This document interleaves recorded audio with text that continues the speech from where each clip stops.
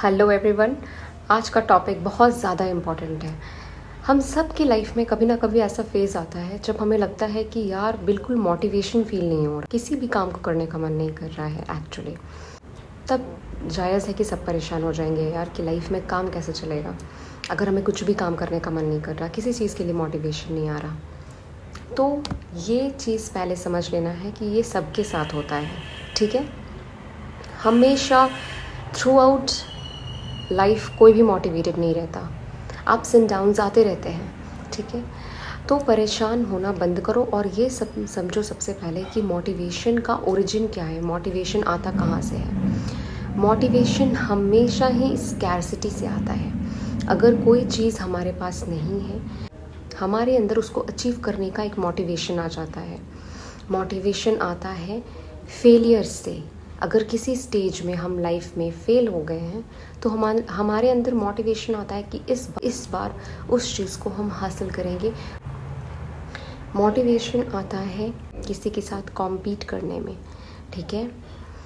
और मोटिवेशन जो है, लाइफ के जो चैलेंजेस होते हैं वो ही हमें मोटिवेट करते हैं कि इनको पार करके हम आगे पहुँचें। पर एक टाइम ऐसा आ जाता है जब इन सब चीज़ों से हमें फ़र्क पड़ना बंद हो जाता है। हम एक्सेप्ट कर लेते हैं कि ठीक है यार, लाइफ जितनी भी स्कैरसिटी में है, जो भी चैलेंजेस हैं, अब क्या करें, है तो है।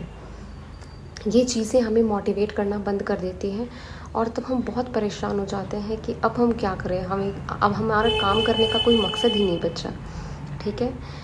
तो इस बात को समझना होगा कि मोटिवेशन जो है, जैसे आपको कोई अगर एक जोक सुनाए और हर दिन महीनों से वही जोक सुनाता जाए तो क्या आपको हंसी आएगी? The answer is no. एक टाइम के बाद आप इरिटेट हो जाओगे उस चीज़ को सुनकर। तो सेम रीजनिंग हम अपने दिमाग को दे देकर आखिर कितना ज़्यादा काम कराएंगे इससे।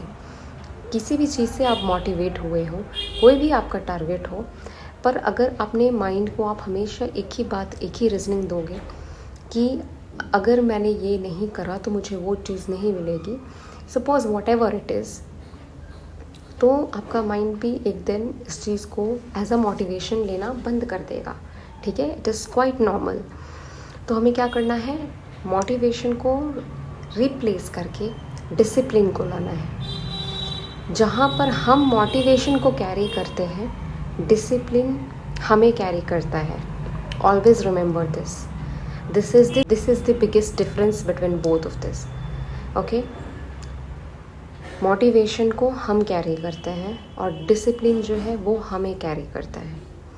So discipline is far better than motivation. अब डिसिप्लिन आएगा कैसे? डिसिप्लिन एक दिन में नहीं आएगा। डिसिप्लिन एक इवोल्यूशनरी प्रोसेस है।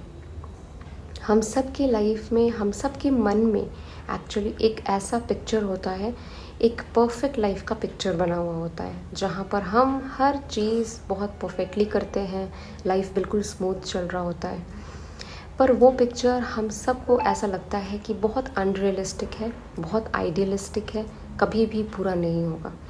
पर ये सच्चाई नहीं है। If you can imagine that, you can achieve that. But the thing is कि एक मैजिकल टर्न आएगा और सब कुछ चेंज हो जाएगा, ऐसा नहीं होगा, ठीक है। It's never going to happen.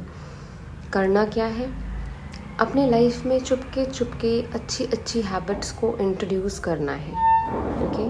अपने ब्रेन को कभी मत कहना कि you are going to bring a very drastic change in your life, in your routine. तब पहले ही बहुत ज़्यादा रेजिस्टेंस आ जाएगा, ओके। जैसे हम कहते हैं ना, एक होता है इनर्शिया। आप जिस स्पीड में चल रहे हैं लाइफ में, जिस मोशन में आप सफ़र कर रहे हैं, आप उसी में रहना चाहते हैं। अगर आप कहीं पे बैठे हुए हैं तो आप वहीं उसी स्टेज में रहना चाहते हैं। लेकिन अगर हमें लाइफ में चेंज लाना है तो हमें इस जो हमारा ये पाथ है, हमारा जो स्पीड है, सब चीज़ में चेंज लाना होगा, ठीक है। तो इस इनर्शिया को ओवरकम करने के लिए एक टेक्निक ये है कि कभी भी अपने दिमाग को ये मत बताओ कि तुम्हारा टारगेट कितना बड़ा है, तुम्हारा डिसिप्लिन्ड लाइफ कितना ज़्यादा अलग है अभी के लाइफ से।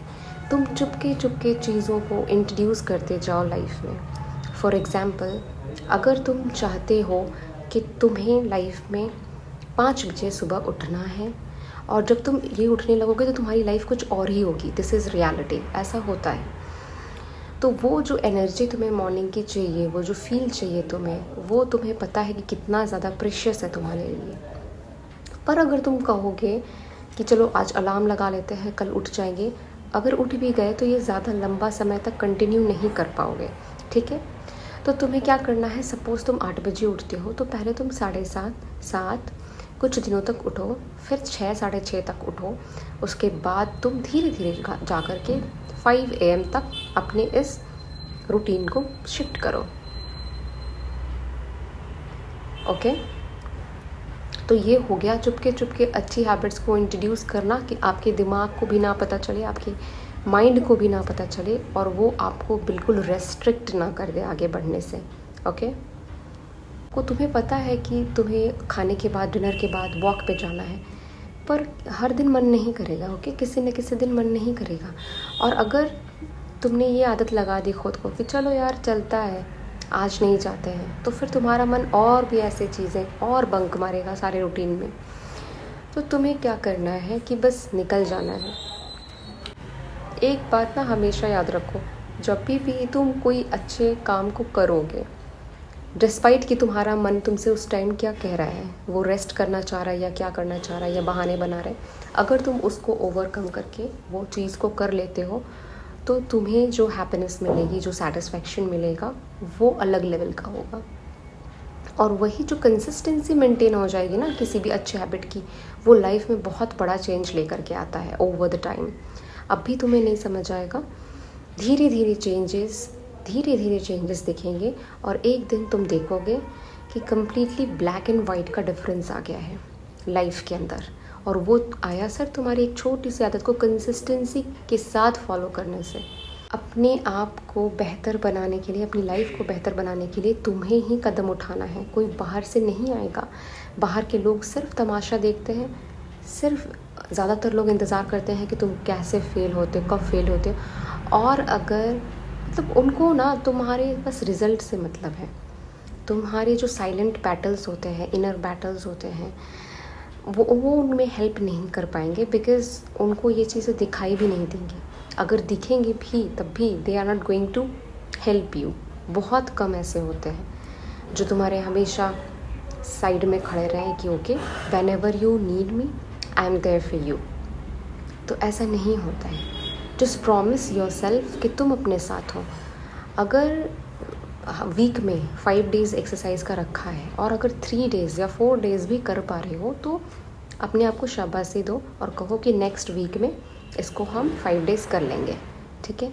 तो see positive to yourself, pat your shoulder, and बस ज़्यादा मुश्किल नहीं है। तो आज से शुरू हो जाओ, और जो परफेक्ट लाइफ का जो तुम एक पिक्चर देखते रहते हो, आइडियलिस्टिक लाइफ का, उसकी तरफ चलना शुरू कर दो।